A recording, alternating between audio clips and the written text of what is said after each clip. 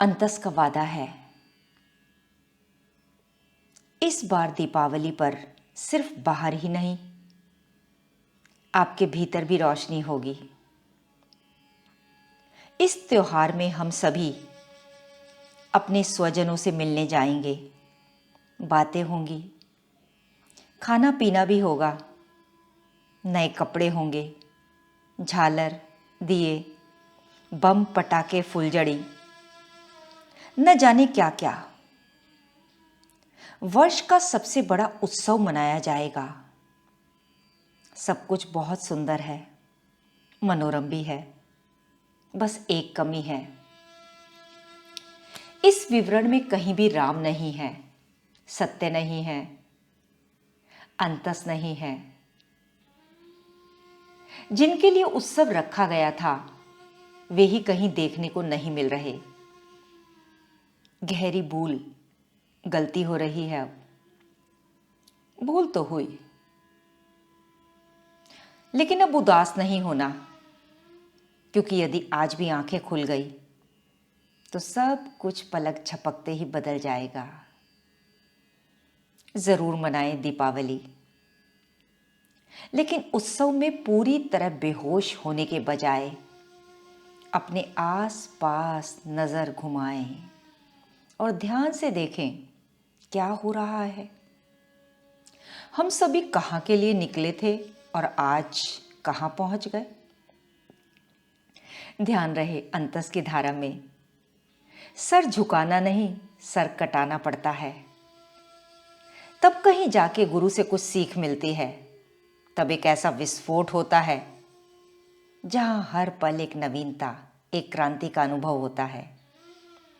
भगवान कहते हैं कि हे अर्जुन, जो पुरुष मुझ में अनंत चित्त होकर सदा ही निरंतर मुझ पुरुषोत्तम का स्मरण करता है, उसके लिए मैं बड़ा सुलभ हूं, अर्थात उसे सहज ही मैं प्राप्त हो जाता हूं। लेकिन उसके लिए पहले अपने करीब आना होगा। भीतर बाहर जो भी चल रहा है चले, ना हमें कुछ देखना है ना सुनना है, क्योंकि हमने देखा तो नहीं, लेकिन हम कर्ता बन गए, हम भोक्ता बन गए। हमारी हालत कुछ ऐसी है, लेकिन हमारा वास्तविक स्वरूप न कर्ता न भोक्ता। आत्मा एकमात्र साक्षी है। साक्षी न कर्ता होता है न भोक्ता। साक्षी यानी जो ना देखेगा ना सुनेगा, ना लेना एक ना देना दो, जो सहभागी नहीं है, वो किसी भी गतिविधि में सम्मिलित नहीं है, वो जो स्वयं में आनंदित है, जो मात्र अपने में मस्त है, सो साक्षी। क्या चल रहा है तुम्हारे इस भौतिक जगत में, इससे जिसको कोई लेन देन ही नहीं है, उसका नाम है साक्षी। साक्षी करेगा क्या देख देख कर? उसका तो ना लेना ना देना, बस मगन रहना। साक्षित्व का वास्तविक अर्थ यही है, जो कुछ भी तुम्हारी आंखें देख रही हैं, तुम उससे अनछुए रह जाओ। आंखें देख रही हैं, तुम नहीं देख रहे। कान सुन रहे हैं, तुम नहीं सुन रहे। मन सोच रहा है, तुम नहीं सोच रहे। यह है असली साक्षित्व। शरीर अपनी प्राकृतिक गतिविधि कर रहा है, तुम नहीं कर रहे। बहुत से लोग इसी भ्रम में घूम रहे हैं कि वो साक्षी हो गए। साक्षी यानी सभी भावों के प्रति उदासीन निरपेक्षता। विचार चलते रहेंगे, बस तुम अपना काम करो। और जब तुम अपना काम करने लगते हो तो विचार भी बदल जाते हैं। हमारे विचार विकृत ही इसलिए हैं क्योंकि हम अपने विचारों के साथ बहुत घपला कर रहे हैं। हम लिप्त हो जाते हैं विचारों में, विचारों के साथ नाता जोड़ लेते हैं। बस तुम अपना काम करो, यानी कि भाव दिशा में गहरा डूबते चले जाना। विचारों की दिशा और दशा अपने आप बदल जाती है। बहुत से विचार जो पहले आते थे अब आएंगे ही नहीं। लेकिन वो आ रहे थे, तुम्हें इसका भी पता नहीं चलना चाहिए। नहीं आ रहे, तुम्हें इसका भी पता नहीं चलना चाहिए। दूसरों को पता चले, लेकिन तुम्हें पता नहीं चलना चाहिए। तुम तो मस्त हो, मगन हो, व्यस्त हो अपना काम करने में। बस तुम अपना काम करो, विचारों को अपना काम करने दो। अब कोई और आकर बताएगा तुमसे, देखो लगता है कि अब तुम पहले की तरह नहीं सोचते। तुम कहोगे हाँ हाँ, सोच एक कोने में चल रही है, हमने बहुत दिन से उसकी ओर देखा नहीं है। क्या बदल गई है वो दूसरा व्यक्ति कहेगा हाँ, तुम्हारी सोच बदल गई है। तुम कहोगे अभी मेरी नहीं है, इसीलिए बदल गई होगी। जब तक मेरी थी यह मेरे जैसी ही थी। अब मैं अपना काम करती हूं, सोच अपना काम करती है। कौन ध्यान दे फिजूल की बातों पर। चल रहा होगा कुछ कचरा दिमाग में, कौन जाए उसका दृष्टा बनने। विचार हमारे कचरे के डब्बे की तरह ही तो हैं। क्या करोगे तुम उनका दृष्टा बनकर? अपना काम करो। जो विचारों के साथ लिप्त हुआ वो झंझट में फंसा। जीवन बंधनों में है, पूरी हस्ती तुम्हारी गुलामी में है। और काम क्या कर रहे हो? आते जाते को निहार रहे हो, कभी अंदर कभी बाहर। काम करो कुछ। क्या काम करें? ध्यान की कुल्हाड़ी उठाओ और काटो अपनी जंजीरें। समय मत खराब करो। जिधर को बढ़ रहे हो उधर बढ़ने से अगर कष्ट कम हो रहा है, जीवन में संतुलन बढ़ रहा है, तो सही जा रहे हो, बढ़ते जाओ। और जिधर को जा रहे हो उधर बढ़ने के कारण जीवन में समस्याएं, जटिलताएं आ रही हैं, उधर बढ़ने के कारण भीतर मोह, मद, लोभ, आसक्ति, द्वेष, नफरत बढ़ते ही जा रहे हैं, तो थम जाओ। गलत जा रहे हो, थमना सीखो। दरअसल दुनिया में ही हम पैदा होते हैं और चारों तरफ यही दुनिया अनुभव में आती है। तो इसको परखो, इसको जानो, और बुद्धिमानी इसी में है। इसको जल्दी से जल्दी पहचान लो। 40 साल 50 साल नहीं लगने चाहिए। 16, 18, 20, 25 जितनी जल्दी हो सके उतना साफ साफ देख लो। ये फसाना क्या है, ये कहानी क्या है। एक ही गलती 100 बार मत दोहराओ। किसी काम में असफलता मिली हो, किसी संबंध में धोखा मिला हो, ये मत कह दो कि किस्मत खराब थी। बैठ जाओ और साफ साफ समझने की कोशिश करो कि हुआ क्या है, बहुत निष्पक्ष तरीके से। अपने आप को दूर से देखकर डिटैचमेंट के साथ कि हुआ क्या है। अगर समझ जाओगे कि हुआ क्या है तो दोबारा असफलता नहीं मिलेगी, दोबारा ठोकर नहीं मिलेगी। और नहीं समझोगे तो सजा ये मिलेगी कि उसी गड्ढे में 5 बार गिरोगे। तो असली चतुराई, बुद्धिमानी इसी में है कि कम से कम अनुभव के साथ जल्दी से जल्दी सीख लें। यही है अंतस का उद्देश्य है, जीवन का उद्देश्य है।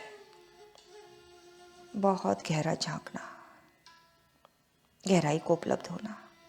तुमने सुना होगा आत्मा सर्वज्ञ होती है। क्यों? इसलिए नहीं कि उसे तुम्हारी सब छोटी छोटी बातों का पता है, उसे तुम्हारी शुद्र शुद्र माइंड की बातों में कोई रुचि नहीं है। क्या वो इसलिए सर्वज्ञ है? ऐसा नहीं है कि तुम्हारा ज्ञान छोटा है, आत्मा का बड़ा है। तुम आत्मा की कितनी भी उपासना कर लो, आत्मा नहीं बता पाएगी कि तुम गाड़ी की चाबी कहां रख के भूल गए हो। सर्वज्ञ का अर्थ है शुद्र ज्ञान में जिसकी कोई रुचि ना हो। लेकिन विचारों में क्या बैठा है? छोटा ज्ञान, शुद्र ज्ञान। उसमें कोई रुचि ही ना रखना आत्मा की सर्वज्ञता है। जिसकी अब छोटे में रुचि नहीं, अब वो महाज्ञानी हो गया। जिसने छोटे का ही बहुत सारा ज्ञान इकट्ठा कर लिया, वो महाअज्ञानी हो गया। कि हर छोटी छोटी बात का पता है। ऐसे बहुत सारे लोग मिलेंगे जो शूद्र कोटि के ज्ञान के पिटारे होते हैं। उन्हें बिल्कुल पता होगा कि मोहल्ले में किसके घर कौन सा अचार पापड़ डला है या किसके घर में कौन सा पत्थर लगा है।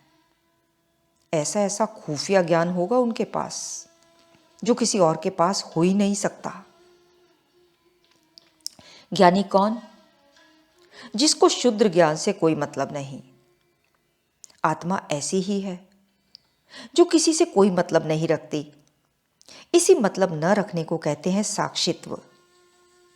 तुम्हारे मन में टुच्ची बातें जितनी हैं उतना तुम अपने अंतस से और साक्षी से दूर हो।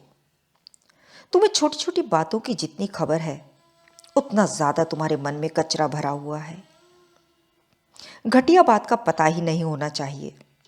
घटिया बात से लड़ना नहीं है, अंतर समझना। घटिया बात आपको पता ही नहीं होनी चाहिए। आपको उस तल पर रहना चाहिए जहां मक्खी मच्छर पहुंचते ही ना हो।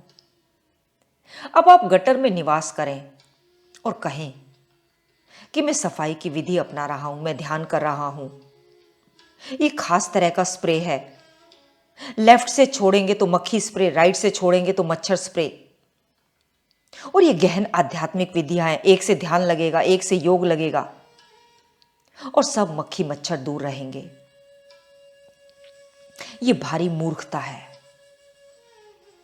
अध्यात्म का ये मतलब नहीं है। मन के गटर में ही निवास करो और विधियां लगा लगा कर मन के मक्खी मच्छरों को दूर रखो। अंतस का मतलब है उस तल पर निवास करो जहां मक्खी मच्छर पहुंच ही नहीं सकते। हम वहां हैं जहां छोटी चीजें आती ही नहीं, हमें उनका ज्ञान ही नहीं। बहुत सारे विचार जो तुम्हें सताते रहते हैं, हमारे लिए वो विचार है ही नहीं। ऐसा नहीं है कि हमने उन विचारों को जीत लिया है। ऐसा भी नहीं है कि हमने उन विचारों को दबा दिया है या हम उनके दृष्टा हो गए। वो विचार हमारे लिए है ही नहीं। यही अंतस का पुरस्कार है, यही फल है। बहुत सारी चिंताएं जो दूसरों को आती हैं, ऐसा नहीं है कि तुम उन चिंताओं को जीत लोगे। वो चिंताएं तुम्हें आएंगी। लोग परेशान हो जाते हैं, घूम रहे हैं इधर उधर, इसका क्या होगा, उसका क्या होगा। लेकिन तुम बैठे हो आराम से। अरे तुमने हल कर ली क्या समस्या? तुम कहते हो कि ये समस्या हमें आई ही नहीं। हल करने की जरूरत तो तब होगी ना जब ये समस्या प्रतीत होगी। ये समस्या हमें आई ही नहीं। जिसको समस्या आए ही ना सो वही साक्षी हुआ। समस्या ना आए इसका क्या अर्थ है? ऐसा नहीं है कि तुम्हारे जीवन में समस्याएं नहीं हैं। इसका अर्थ है समस्याएं जिसके लिए है उसके लिए है। तुम कहीं और हो, तुम अपने मिशन में लगे हो। तुम्हारे लिए अब कोई समस्या नहीं है, चाहे अंतस का परिवार कितना भी बड़ा हो जाए। और जब तुम पाते हो कि समस्याओं से तुमने नाता तोड़ लिया, तो साथ ही तुम ये भी पाते हो कि विचारों का स्वरूप, आकार, प्रकार सब बदल गया है। लेकिन इसकी भी खबर तुम्हें आसानी से नहीं लगती। इसकी भी खबर तुम्हें तब लगती है जब स्थितियां तुम्हें बताती हैं, जब दूसरे आकर तुम्हें बताते हैं। इसका पता भी तुम्हें अप्रत्यक्ष रूप से लगता है। जैसे कोई सिर झुकाए अपना काम किए जा रहा है लगातार, पता ही नहीं चलता कब शाम ढली, कब सूरज उगा। फिर थोड़ी देर में पता चलता है कि बाहर कुछ बदलाव आ गया है, पर उसे उन बदलावों से बारिश, आंधी, तूफान, अच्छे मौसम से भी कुछ लेना देना नहीं। वो तो अपने काम में लगा है, पीछे बदलाव चल रहे थे। यही लाभ होता है साक्षी को। वो तो अपने काम में लगा है, अपनी प्यास में डूबा है। पीठ पीछे जो भी बदलाव होते हैं वो बहुत सुंदर बदलाव होते हैं। ध्यान रखना, साक्षी का मतलब मकसद नहीं है कि उन बदलावों को लाए। साक्षी तो बस इतना ही चाहता है कि वह अपने साक्षित्व में ही विराजमान रहे, हर पल हर क्षण मस्ती ही मस्ती, अपने आप में रहना, केंद्र में रहना, अंतस में रहना। यही उसका मिशन है, यही उसका काम है। वो अपने काम में ही लगा है, इसीलिए वो पाता है कि उसकी शारीरिक हस्ती भी अब निर्मल और स्वच्छ होती जा रही है। मन शुद्धि, चित्त शुद्धि, भूत शुद्धि होती जा रही है। बस सही जीवन जीना। और जब तुम सच्चा जीवन जीते हो तो मन अपने आप शुद्ध होता है। तुम अपना काम कर रहे हो, मन की सफाई अपने आप होती चली जाएगी। हाँ, तुम लग गए मन को ही साफ करने में, शरीर को ही साफ करने में, तो तुम दोनों ओर से मारे जाओगे। जहां तुम्हें होना चाहिए वहां तुम नहीं होोगे। तुम लगे हो मन को रगड़ने में, तन को रगड़ने में। फिर पाओगे कि मन साफ हुआ नहीं और दोनों ओर से मारे जाओगे। वास्तविक सुंदरता तुम्हारे चाहने से नहीं आएगी, वो तो एक सह उत्पादन है। तुमने चाहा नहीं था, बस वो आ गई। तुम तो जड़ों पर पानी दे रहे थे, फूल अपने आप खिल गया। तुम्हें फूल नहीं चाहिए था, तुम्हें फूल से ही प्रेम था, फूल अपने आप खिल गया। यही एकमात्र जीवन जीने का तरीका है। बस तुम अपने अंतस में डूबो, शरीर अपने आप ठीक हो जाएगा। जो भीतर डुबकी नहीं लगा रहे हैं, जो केवल शरीर शरीर पर अटके हैं, वो अंतस का निर्माण भी नहीं कर पा रहे। वो अंतस से भी जाएंगे और शरीर से भी चूकेंगे। ये उनकी सजा है। जागे रहना, याद में रहना। काश उनको कभी फुर्सत में ये ख्याल आ जाए कि कोई याद करता है उन्हें जिंदगी समझ के। रहे दूरियां तो क्या हुआ, याद नजरों से नहीं दिल से किया जाता है। जागे रहना। हैप्पी दीपावली, सभी को बहुत बहुत मुबारक। इसी तरह अंतस में बने रहिए। ओम नमः सबसे क्षमा, सबको क्षमा। ओम गुरुवे नमः, श्री गुरुवे नमः, ओंकार गुरुवे नमः।